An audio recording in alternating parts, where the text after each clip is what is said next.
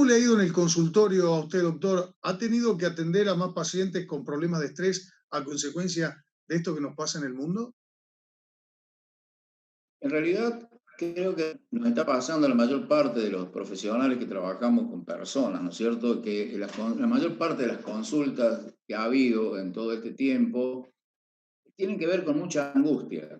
Lo que ha predominado en las personas y que lo han llevado a consultas médicas o psicológicas fundamentalmente es la sensación de angustia y creo que esa angustia ha sido una respuesta a lo que yo comentaba hace un rato, ¿no es cierto? La respuesta al miedo, un miedo a algo demasiado desconocido, un miedo que no tiene, digamos, no tiene referentes a donde uno recurrir para poder entender qué pasa y de qué manera de qué manera puede evitar esta enfermedad.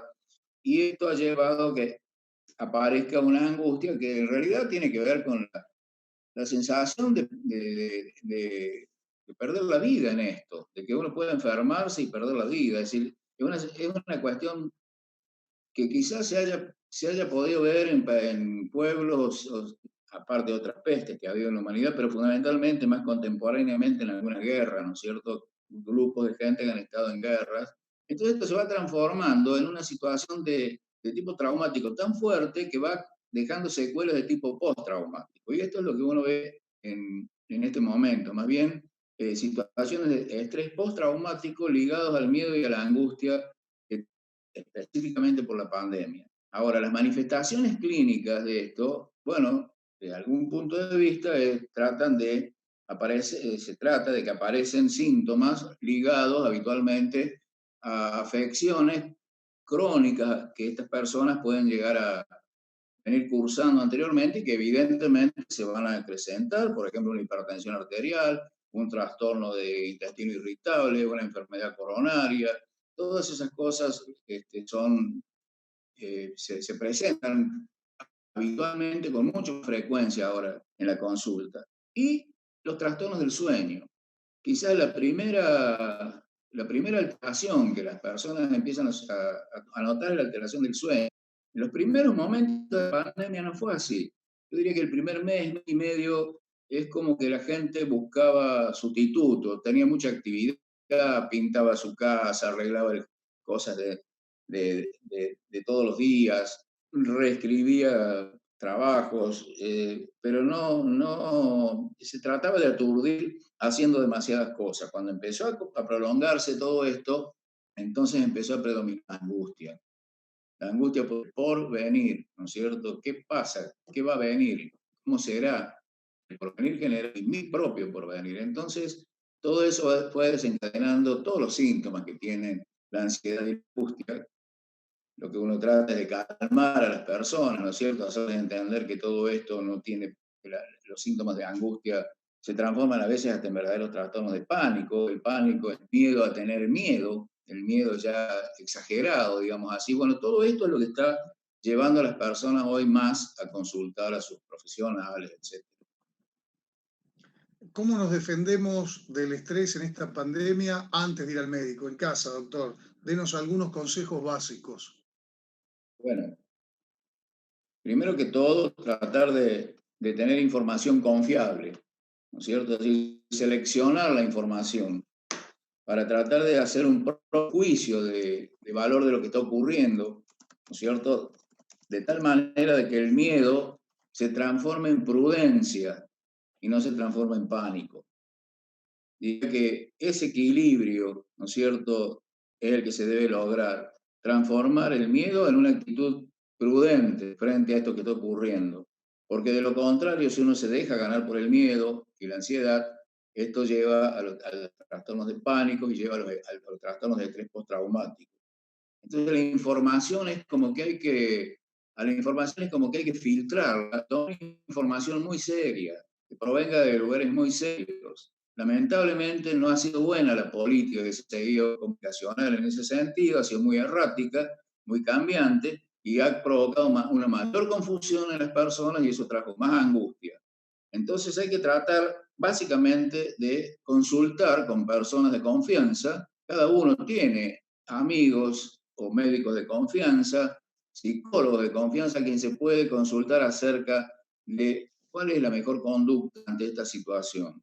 En segundo lugar, bueno, procurar estar ocupado, tener rutinas, seguir ocupado, ¿no es cierto?, con prácticamente de la misma manera que lo hacía cuando estaba, por ejemplo, en su trabajo habitual, en sus lugares habituales, tratar de mantener sus horarios, tratar de mantener los cuidados personales, ¿no es cierto? Es decir, yo me tengo que levantar a tal hora y tengo que tratar de seguir levantándome a tal hora, tengo que cumplir la rutina de la preparación como si fuera a salir a la calle, aunque no salga, trato de estar vestido, de estar arreglado.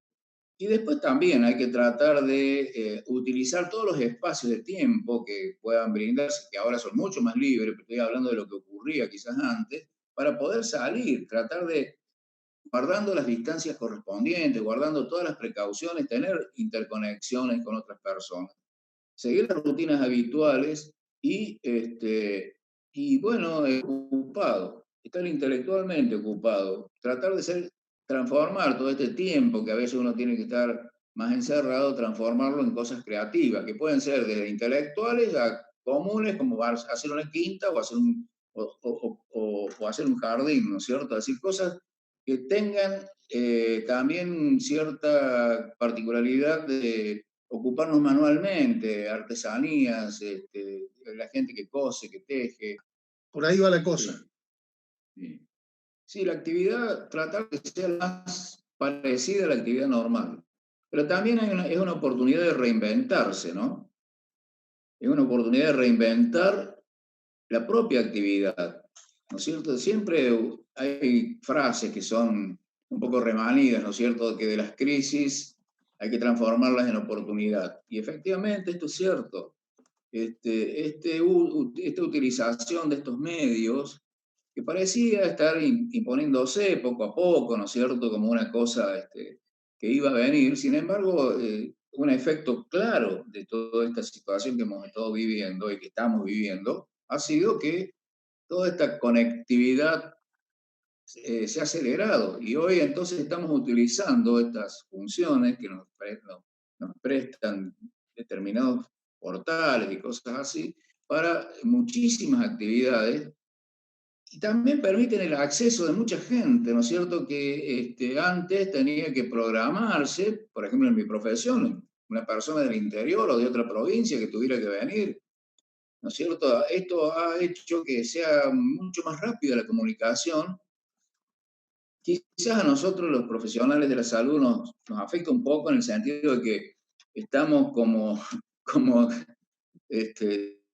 si fuéramos un center, digamos, en el sentido de que estamos respondiendo permanentemente preguntas, porque claro, la gente no es que abuse, es que necesita preguntar, necesita sacarse dudas, entonces está permanentemente utilizando todos los medios posibles y uno está mucho tiempo dedicado a contestar, digamos, ya no son necesariamente consultas en un sentido clásico, son una cuestión de decir, bueno, estamos contestando o estamos tranquilizando a esta persona a distancia a través de este método, nada más. Es suficiente a veces una palabra, suficiente a veces un consejo, suficiente que entiendan que uno lo entiende, ¿no es cierto? Y eso ya hace que las situaciones de angustia y de estrés se toleren, se superen un poco.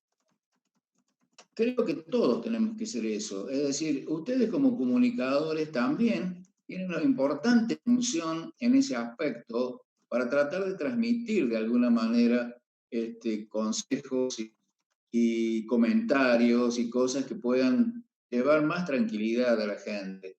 Existe una situación de tipo psicosocial muy densa, un estrés psicosocial muy importante en este momento. Entonces, todo lo que hagamos desde los distintos lugares para procurar de alguna manera llevar más tranquilidad, insistir en el tema de que lo que hay que ser es prudente, pero tampoco hay que volverse loco con todo esto, ¿no es cierto?